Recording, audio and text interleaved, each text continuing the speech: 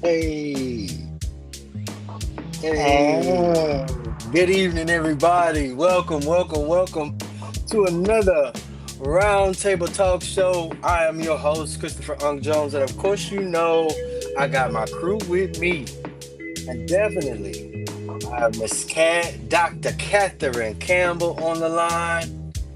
Say hello to the hey. people. Good I have, evening, people. I have my co-host Dustin Harris on the line. Say hello to the people. What's that? Of course, I will. 9 times out of 10, Perry Busby will tip through. And this evening we have our guest co-host Terry Roy. Hopefully, he'll get off here shortly and be able to get on and dialogue with us as well. I want everyone to know that we've had some uh, nice discussions, especially this month during Black Music Month, and we're gonna continue with the same theme of Black Music Month. And so, of course, the theme for this particular show is, oh, I'm sorry, and we have our platform host Tony Renfro at the table. Of course, we appreciate him for allowing us to dialogue on his platform, the Roundtable Talk. I'm sorry, the Knowledge is Power podcast live. Tune in to him on Sundays as he give you the good tea from around the community. The theme for this particular show, Tuesday, June 17th, 2025, is our songs, our streets, our healing, taking the power of Black music back, a fresh set of conversations, no repeat, showing where Black sound is still overlooked, commercialized, or underfunded, and what we can do about it right now, like we say in Louisiana, right now. What can we do about it right now? Family. And I think we've been here long enough for me to be able to call you family. Let's cut the music industry handshake and talk about the handshake that steals. They pump Black Music Month full of playlists and commercials, but tonight we pump it full of truth. First, how Caribbean rebel songs lit the fuse for our marches in America and yet still sits in history's broom closet. Second is our state topic, and we're going to discuss how Texas and other states across the nation slaps a blues uh, mural on every brochure while the blues man can't pay the rent in that same community or even venues. How about that? Third, we're going to look on a local perspective of how a drum and choir program can possibly cool Beaumont streets, but will City Hall rather buy riot suits than fund the beat? If any of that feels too raw for your political ears or polite ears, then I'm gonna ask you to turn the volume up. Turn the volume all the way up. Turn it up so you can hear. And them even in the back of the room. Our national topic is Island Sparks American Flames, Caribbean freedom songs that built U.S. protests but stay invisible. What we're digging into in this particular topic is, of course, Caribbean rebel music, Nabinge drums, calypso satire, steel band chants, fed directly into U.S. marches and early hip hop. Yet, schools and streaming services file it as world music or worldwide music instead of civil rights heritage or reggae or calypso. Our raw talking points that you can have at your table is Marcus Garvey's 1920s Harlem rallies used Jamaican comuna drums pattern still heard in modern protest marches to this day.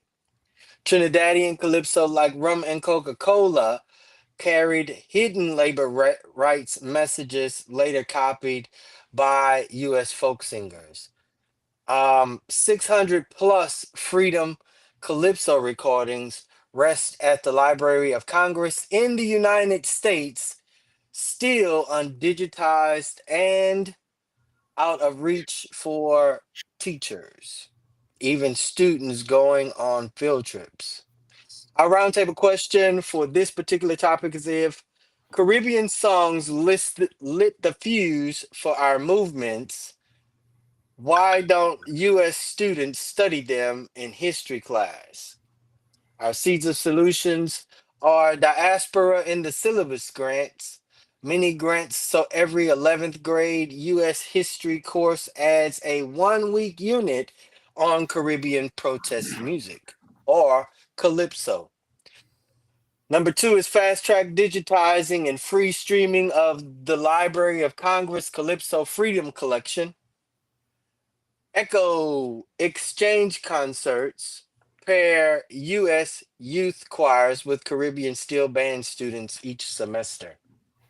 Our sources for this particular topic comes from the Library of Congress Folk Life Center, the Garvey era drum recordings, public notes in 2023, the NYU Diaspora Beats Study, April 2025, and Recording Academy Genre Visibility Report that came out in February of 2024.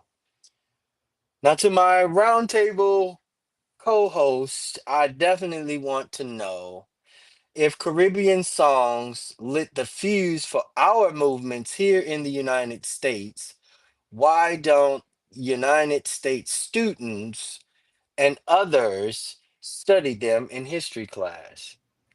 I see Miss Cat done fell off behind the scenes, probably. So, Dustin, give me what you got.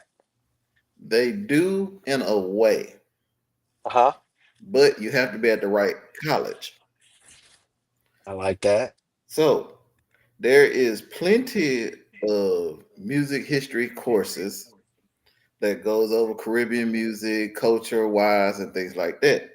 There's also what Bun B teaches religion and hip hop culture that backtracks all that as well. So it depends Mm-hmm. on what school you're at, or if you and the mass of the students demand that it's taught. Because I you can like the have way a you said that. regular musical history class, but if you get on the professor enough to teach a certain subject, they will pivot because once again, when you're in college, you are paying them to educate you. You're not paying just to be there. So you can demand whatever you want from them. Absolutely. But so many don't think of it that way. They just think of Mm-hmm. it as it's high school, just advanced version. But it ain't. You can learn absolutely whatever you want in college if you put forth the effort to get it done.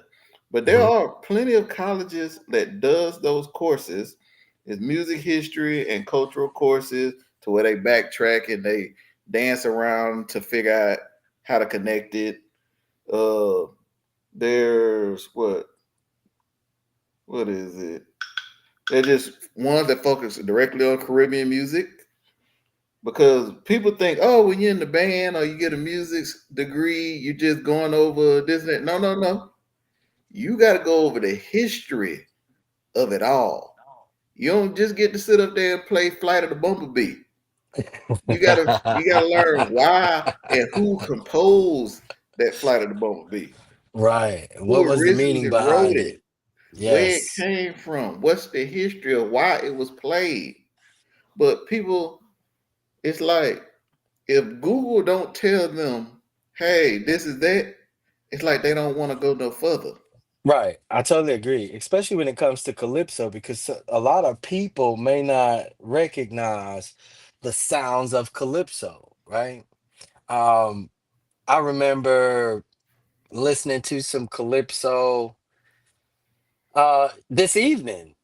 And I promise it put me in the mind of, you remember the old school black and white cartoons? Mm-hmm.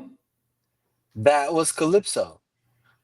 When we were listening to, some of those old show tunes and whatnot, most of those were sampled calypso beats. Oh yeah. And so you're absolutely correct as far as um, holding your institution of higher learning to the fire, your instructors in particular, your instructors, on what it is that you would like for your course of study to be outlined in, right?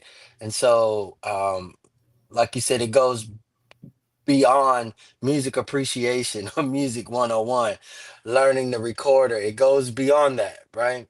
Mm-hmm. And um, what I do know is that some history of music or history in music will teach you how the recorder came about, um, including the drum or the steel drum, the bongo, the banjo, which were all instruments of native people or indigenous people, also known as West Indies or West Indians, and so that's where the calypso music comes from.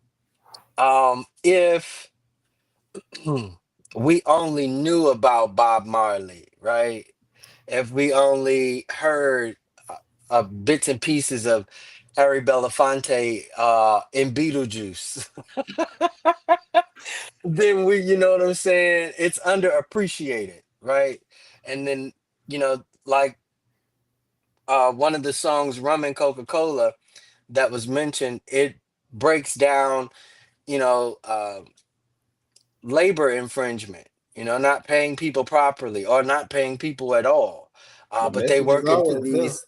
Yes, yes, I totally agree. I totally agree. The message is always there. It is based on not just the classroom, though, Dustin. I think we, as musical inclined communities, we have to exploit that. Even if some people will say, "You listen to that?" Yeah, I do. Oh man, yeah. So that's what is. I believe that's what it's going to take. Individuals not only going to their higher learning institutions and requesting that curricula, but taxpayers of school districts to mandate that curricula as well, especially if you live in a city that's majority black or majority indigenous or something along those lines. Or if you are a community that's majority white and you want to appreciate music at its finest and in its truth, right?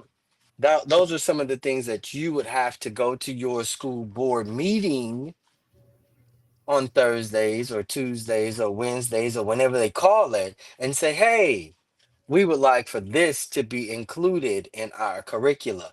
Here is our budgetary request or whatever the case may be, right? And so um, let me name the thief though. Marcus Garvey's rallies, Jamaican Kumina drums set the tempo. Calypso riders in Trinidad coded workers uprising into party records. United States activists lifted the lines and kept on moving. Haitian chants sampled the entire early Bronx mixes, built hip hop consciousness from Haitian chants. Fast forward, algorithms tagged that catalog miscellaneous world music. Teachers don't mention it, right? Kids stream it, but don't know how it fueled freedom, especially here in the United States of America. Why? Because credit equals power and power costs money. That's something that we mentioned on last week. Um, If a sixth grader can recite Yankee Doodle Dandy, they can learn one Freedom Calypso song. So we should push Congress to fund a week of diaspora music in every history class. We should request the Library of Congress to digitize the 600 Calypso reels gathering dust in the basement. And to the streaming bosses, fix your tags, or we'll build a playlist pipeline that skips you all together. So, what we're saying is recognize our music, or we'll recognize it without you. And that means coming from Apple Music, coming from Amazon Music, coming from Spotify Music, and coming from other apps that disproportionately represent the African American sound. Hey, Snoop did it. He took over Death Row. He went snatched his music off every single one of them platforms. Absolutely. Every single one. He was like, I don't like how y'all giving people pennies. Right, right, right. 'Cause David Banner said it best. He was like, streaming was the biggest crook to ever come to the music industry. But Absolutely. I but mean, it only think about affects it. us. Right. Think about how many mixed CDs we made off of BearShare and LimeWire Yep. without giving acknowledgement to those black artists and recorders and engineers and musicians that played the sounds in the background. That's because we knew deep down they wasn't getting that money. We knew who Yeah, we were yeah, stealing from. yeah, yeah, yeah, yeah, yeah. So I definitely want us to realize that if we do some of the things like make echo exchange, which is like an opportunity for individuals of older genre of music times, like calypso, like reggae, like rhythm and blues, or blues naturally, Mhm. we can definitely understand and appreciate our music from the heart and from the souls that it was given. Yeah. Welcome back, Miss Cat. I been back. That's Tony. Sounds about right. I did say you probably in the background somewhere, sitting backstage. So, Queen, do you want to weigh in on that first topic, the national topic, No, go and the ahead. Go, question? just keep going forward. Awesome, awesome. Will do. Our state topic um for this particular show, our title is Stage for Sale. How Texas music districts market black sound while pricing out black musicians. What we're actually digging into in this particular topic is Deep Ellum of Dallas. Houston's Third Ward and East Austin advertise their authentic blues and hip hop vibe, but soaring rents, strict noise caps, and four-figure permits push legacy venues off the block. Our raw talking points that you could have at your table is 14 black owned clubs closed in Deep Ellum since 2019. 14. Commercial rent went up 118%. Third Ward Innovation Zone stops outdoor sets after 8 p.m., but beer gardens get noise waivers. Austin hotel tax ads features blues murals, yet less than 10% of festival artists' fees goes to local black talent and black owned venues. Our roundtable question for this particular topic is who benefits when the mural sells city t-shirts, but the band that inspired it can't afford the community or the streets? Our seeds of solutions are cultural buffer zone law, freeze property tax for venues serving 25 years or more, homegrown 30 rule, public funded festivals must spend equal to 30% of artist budgets on Texas-based Black and Brown acts. And number three is remove cultural instrument risks. Tags so drums and horns aren't singled out by city noise codes. Our sources for this particular topic comes from the Texas Music Office of Cultural District Impact Report. You can read that January 2025. The Deep Ellum venue eviction log, that's there. Hey, hey, hey, we don't need an audience. Sasha. Thank you. Deep Ellum venue eviction log from 2020 to 2024. The Houston Chronicle third ward noise waiver data. You can catch that in their request, open records request of May 2025. So the roundtable question for this particular topic is, Miss Cat, who benefits when the mural sells T-shirts, but the brand that inspired it can't afford the community? The system. The system profits from that image, but ignores its origin, right? Hmm, The tourist with the tote bag ignores the team that made the beat, right? facts. The city officials who commissioned the paint, but won't fund the programs that sustain the culture. It's branding over belonging. It's heritage that turned hustle, where the art gets framed, but the artist gets priced out. So it's the system. White man. Did I say that? Out loud, you did.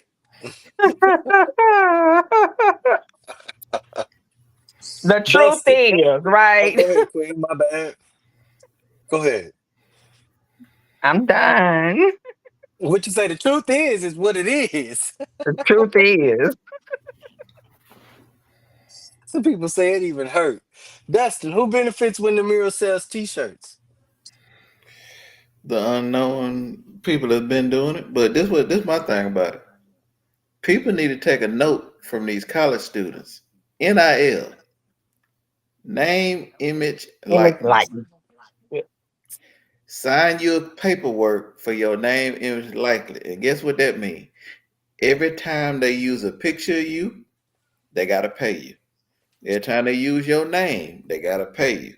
Every time they use anything with your music, your beat, your anything, they gotta pay you. But people don't, oh, I don't want to, mess up nobody. No, no, no, no. Because I guarantee you one thing. If you play anything that got the Beatles on it, Beatles hmm, long gone. Somebody from that record label is coming to ask for a check, or they gonna cancel everything you got. Facts. So we need to start being like that. Anything that we produce needs to have a tag on it. Let's say it's mine.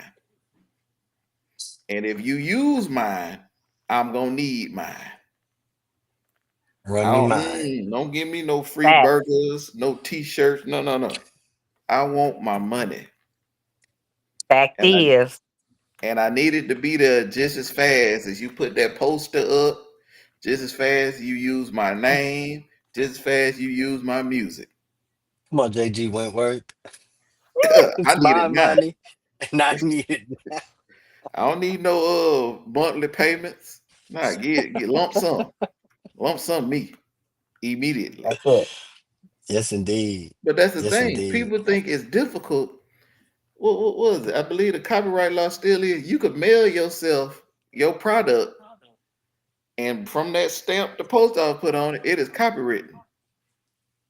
So hey, when you out here making beats, before you put it on YouTube, go ahead and Mail it send to it to yourself. yourself. Yeah, yeah. That's it. Or do like a lot of these artists doing now. When you listen to the beat, if you listen close, you can hear a name or something inside of it, but it's very subtle. Because Mm-hmm. Timberland is getting caught up with something like that right now.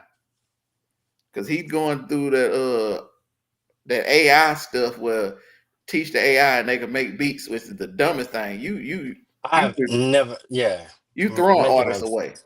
Yeah, yeah, But that's what you're doing. the problem is one of the first beats he put on the AI thing belongs to somebody.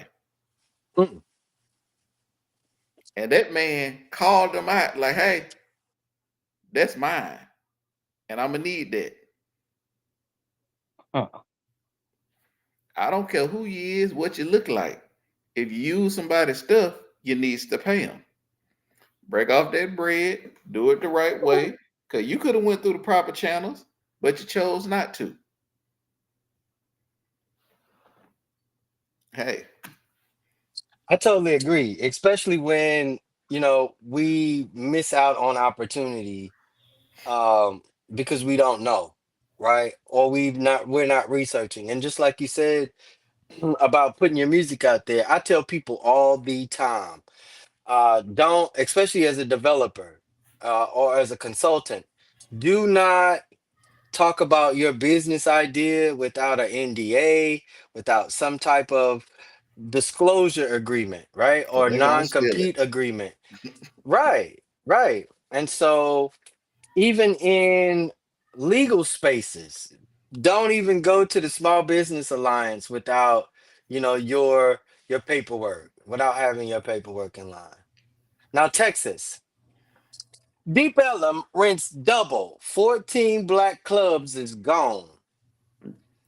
Third Ward outdoor set cut off after 8 p.m. But brewery patios rock all night in Houston. I know it. I've experienced it. Austin paints a blues mural uh, and pockets hotel tax occupancy. City Hall loves our soundtrack, just not the people making it. The fix for this is right here. Lock in cultural buffer zones. If your clubs keep our music alive kept music alive for 25 years, your property tax should freeze, right? Um, any festival touching public money, I said public money, Mm-hmm. 30% of its paybacks or paychecks should go to Black and Brown Texas talent automatically off the board. And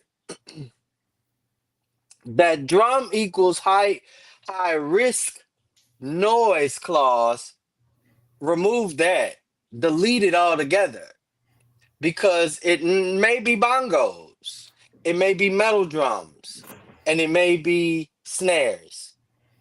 Drums were the first heartbeat in this land, on this land, in hearts and minds of many. And the risk is pretending they're a nuisance. I remember Central Senior High School marching through what we know as Old Town. And residents would call City Hall and make a noise complaint. And we'll I play loud. remember, right, exactly, because I would definitely ask Mr. Collins to play louder. I also remember after Mr. Collins, Central was relocated to Austin.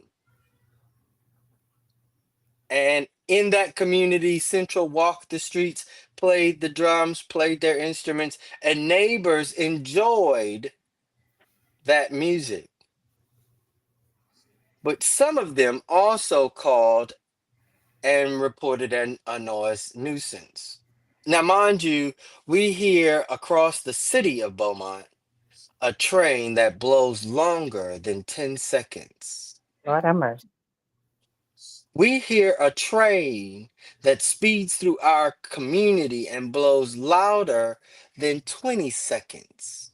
In the hood. We have a train that passes through our community or sit idly in our community and make noise louder than any restaurant, band, or venue, night venue possible.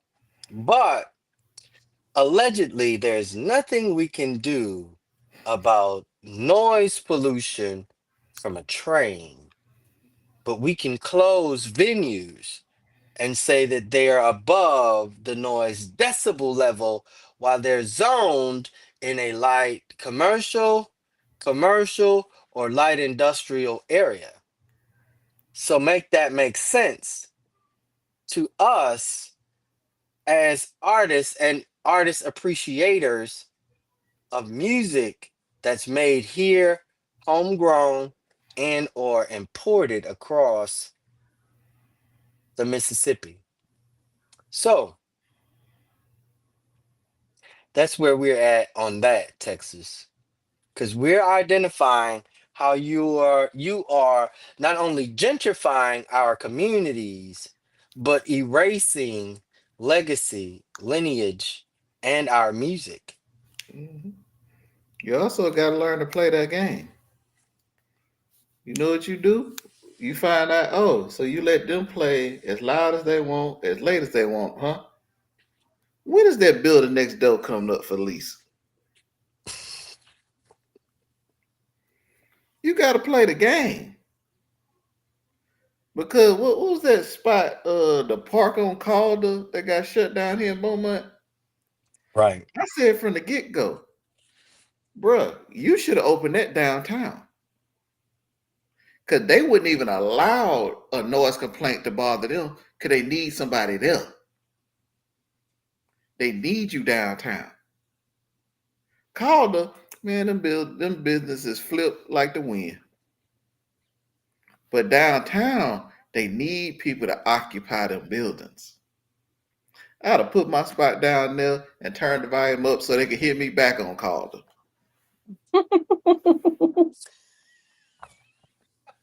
But you got to play the game.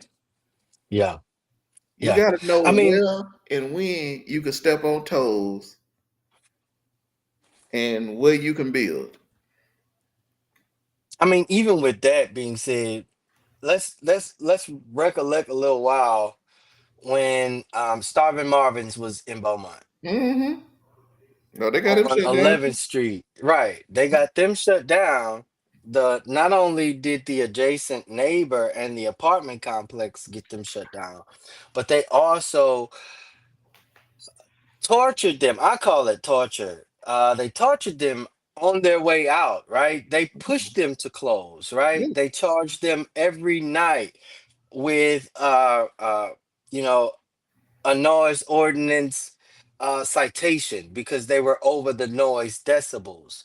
And so, like, I remember speaking at city council in an industrialized city like Beaumont, you're going to implement a noise ordinance with a particular decibel level, and all industry out here succeeds that. Make that make sense. Make that make sense. So, yeah. Our local topic for this particular evening, um, beat to breathe, drums, cut teen violence, 32%. Will council fund healing or more riot gear? What we're digging into in this particular topic is the beat to breathe proposed and pilot paired certification, certified music therapists with local drummers and church choirs at a rec center. Results: youth fights decreased by 32%.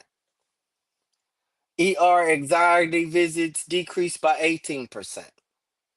Expansion cost of $180,000.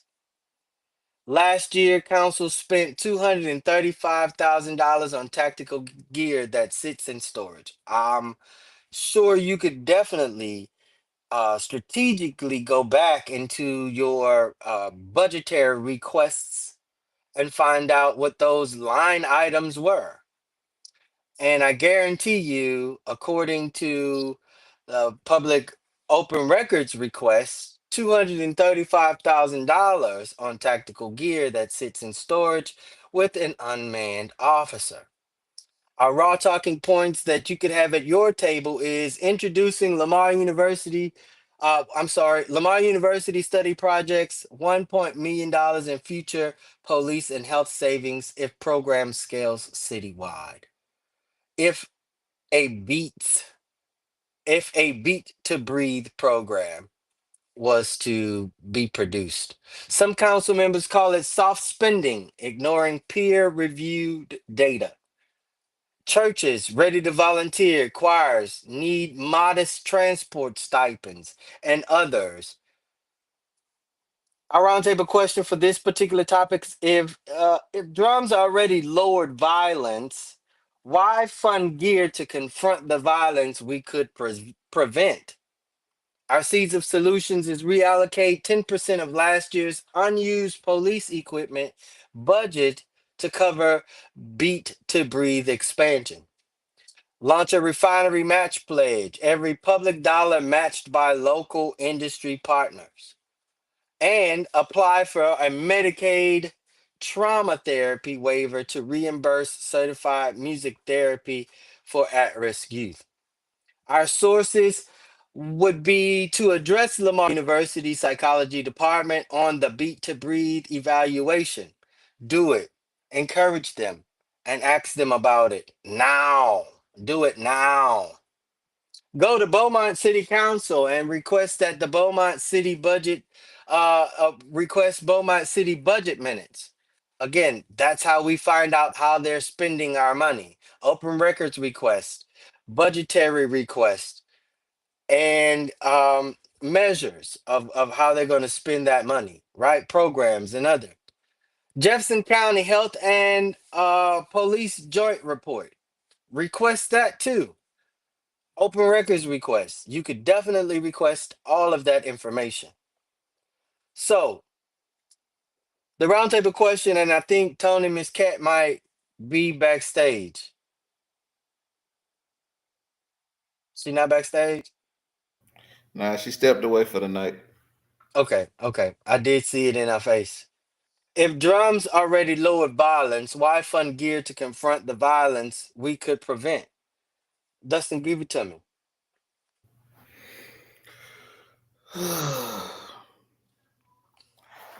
Let me see. It's the idiocracy of people. I'm just leaving it there. It's the idiocracy of people. It's the same reason they thought that you can arrest a corner boy and that was gonna solve the drug problem in America. They don't have vision of solution. They just want whatever's the easy fix. Yes, you're gonna go get riot gear and you're gonna go get new police cars, you're gonna go get all this tanks and all this because it's easy for you to try to overwhelm somebody you think can't fight back.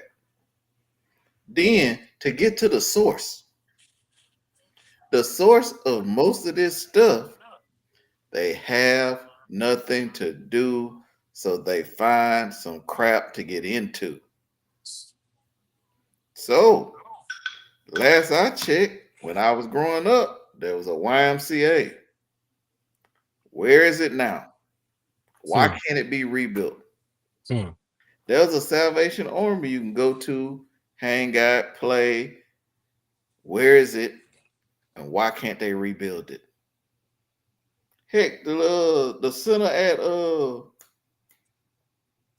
at Magnolia Park. I remember standing in line to get your ID so you can check in, you can hang out, you can play, you could work out if you want to. Is that not being utilized no more like that? Hmm. You keep talking, oh, well, parents need to do this, well, parents need to do that. Parents can do everything in the world they want to. Ain't nothing gonna stop an idle mind. Facts. What you want the parents to do? Bring the kid to work every day? Pick them up from school, bring them to the job with them, then bring them back. Cause then you're gonna say, "Oh, you're doing too much. You're overcrowding them. You ain't allowing them to explore." Okay, cool. Let's play the game how y'all want to play it. You tell me what'll help the situation, cause I can tell you what won't. Cause we sitting there talking about Lamar. Cause I watch the graduations. They be live on YouTube. I like watching them from time to time. There, every time Lamar have a graduation, it's police officers, it's nurses, and it's some engineers all the time. But guess what?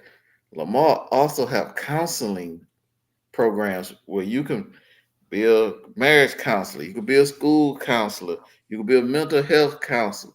You can do all those things, and most of those degrees can also get you a job running the YMCA, running those Salvation Armies, where you're mentoring and helping kids get over stuff. Tell it, Dustin. But it's like y'all don't want to. It's like y'all wants to pretend, hey, we want a better future. We trying to help a better future. But if you ain't trying to help the kids, you not trying to help a better future. Facts. You bullcorning your way into a political seat. That's cool.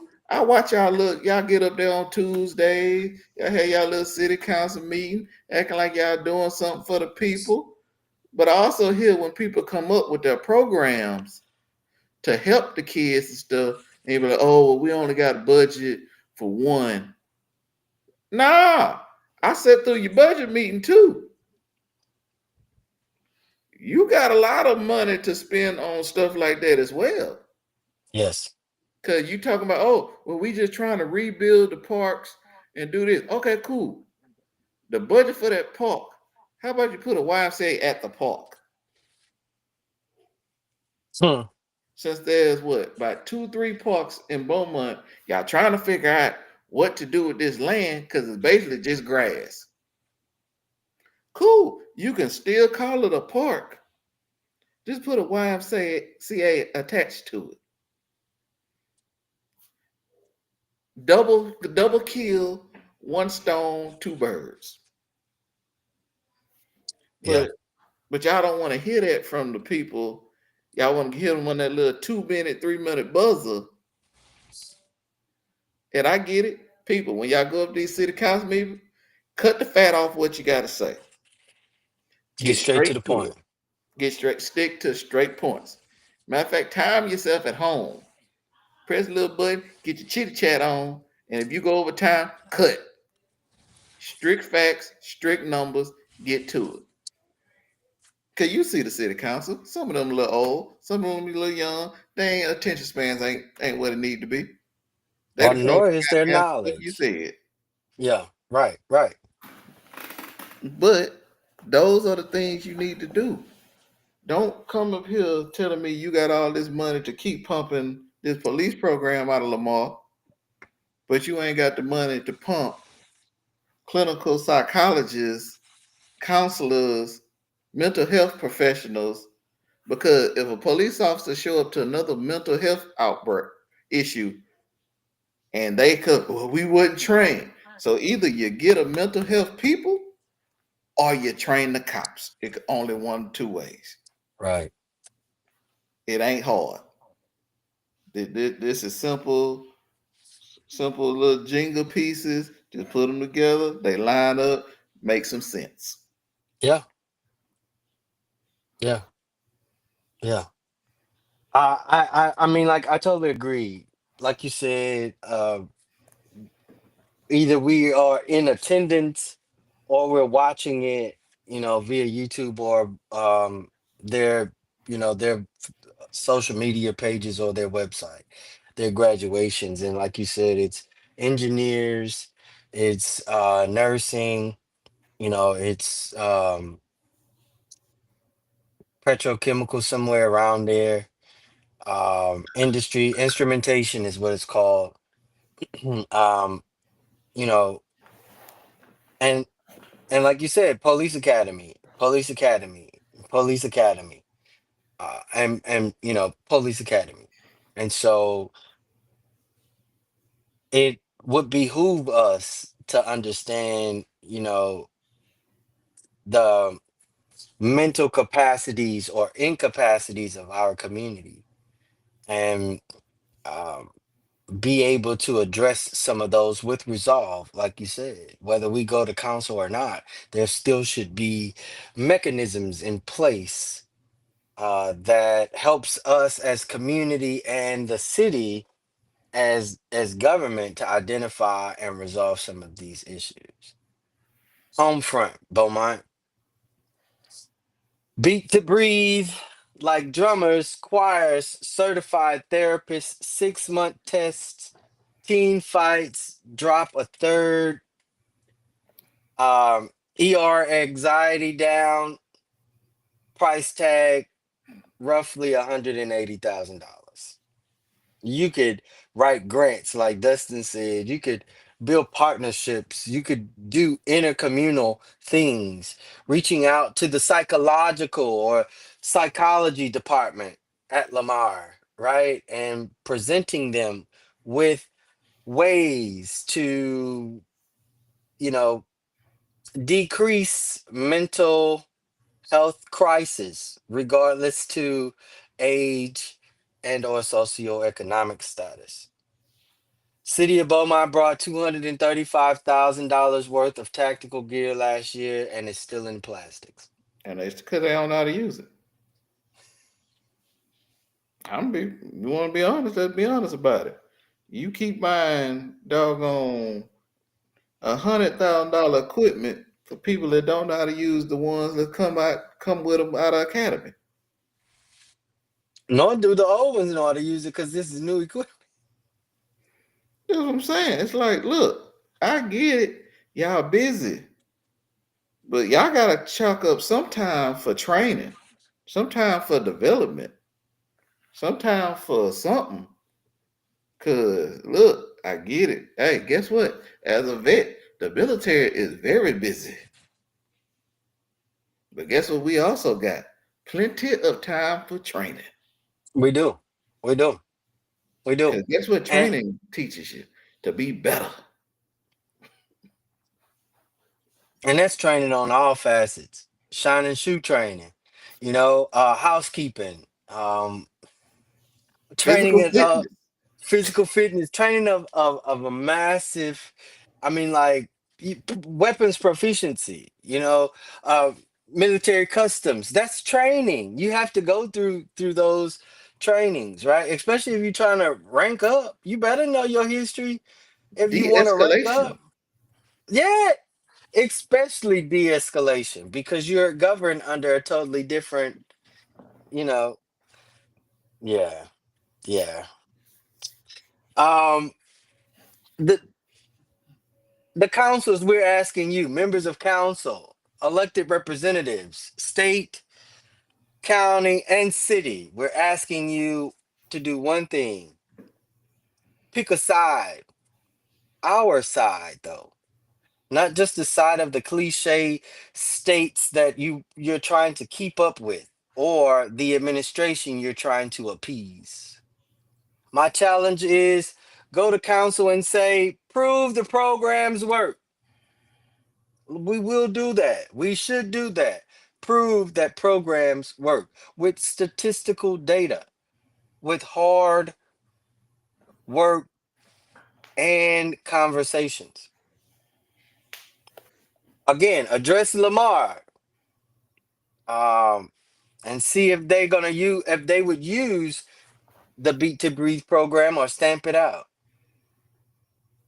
And then shift 10% of that idle riot budget. I'm gonna say it again. At least 10% to pay for the drums that already saved us money and lives.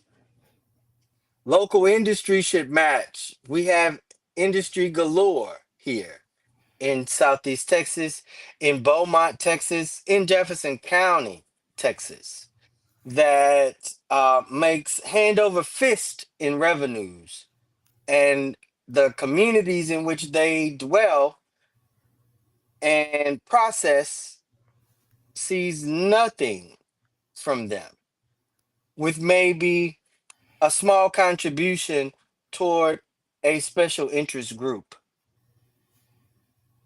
Local industry, we ask you again to match our dollars, match our movement. Viewers and listeners, on this very podcast, we ask that you email your members of council, email your members, state representatives, email your precinct chair, email those individuals you elected to speak and represent you, even if you feel that you haven't elected that person. That person is a direct representation of you, whether you elected them or not, and they still must fulfill the will of the people, especially if the people have provided them a will. Most of the times, we're waiting for politicians to give us their plans and platforms, where when we elect them, we see nothing come back to us. Three words I got for you to leave to your members of council: fund the drums. Fund the drums. I even ask you to reach out to Beaumont Independent School District to embolden and advance their music from elementary to high school. I didn't say middle school to high school, from elementary to high school. Expose our youth to something that may grab their attention and catapult them into a global competitive world, whether it's music or mathematics. Phones are open. Phone lines are open all the time. Call 311 and ask for your executive offices, or call them directly on their cell phones, because I know during the campaign, many of them gave you a number to reach out to them. If they are not elected, reach out to them anyway and say, hey, I noticed that you did not win this election, but I still need your encouragement. I still need your intuition. I need your insight. I need your influence to get some things done. And approach them with the Beat to Breathe project or pilot or any other type of program that we can develop from the ground up to address some of the mental health issues that we have, especially if we teach or have access to acoustic guitars and banjos, harmonicas and tambourines. Drums are only the heartbeat, but there must be rhythm. There must be rhythm, and a collective band and sounds professional, no matter how young and or old you are. With that said, that brings us to the close of our show. And so I will give Dustin, the opportunity to give us something for the rest of the week. And then I'll give out something as well. Dustin, go ahead. All right, let's just address one thing I seen going on this week. City of Beaumont. When y'all promote jobs and other things that y'all need, whoever does y'all recruiting, they suck completely. It's horrible. Just putting a job out there gives no information of anything. Cause I seen y'all short on firefighters. Well, Lamar has a firefighter program. You might want to add all that into it to try to, because people can't just show up try to be a firefighter. People can't just show up try to be a police officer. People can't just show up to be a nurse and all these other positions y'all need within the city like that. Do some more work than putting up a picture and say we're hiring. Put some steps that folks need to do. Or how about this? Start recruiting from high school, just like sports do. Because everybody ain't an athlete that's going to go play ball. Hey, you ever thought about being a firefighter? You ever thought about being a cop? Hey, here's programs. Let's get you rolling into this, blah, blah, blah. Do more than the bare minimum. Because putting a post on Facebook ain't going to get you nothing. And them little suckers answering the phone for y'all, they need some more training too. Because the professionalism didn't clock in with them. Did it All come? I got. Y'all could call 311 all you want for that. Absolutely, man. Absolutely. I will say also reach out to Mr. Williams and find out, the details of any position that he's looking to fill. Again, he's the city manager. He's the hiring and the man that says hire him or the man that says fire him. In his collective of partnerships. Hopefully, he has that power still. Yeah, right. They sell our islands as cruise stops, our neighborhoods as hashtags, our hymns as hedge fund bonds. We aren't begging for the spotlight. We are the spotlight. So play the calypso that shook the empire. Pay the musicians who rent just doubled. And bang the drum that provides peace because it's cheaper than force. Because when we own the beat, just like I said last week, the beat owes nobody. And it owns nobody. Stay loud, stay free, and see y'all next drop. And as always, stay prayed up, stay prayed up, stay prayed up. God bless y'all. Have a good night. Thank y'all for viewing.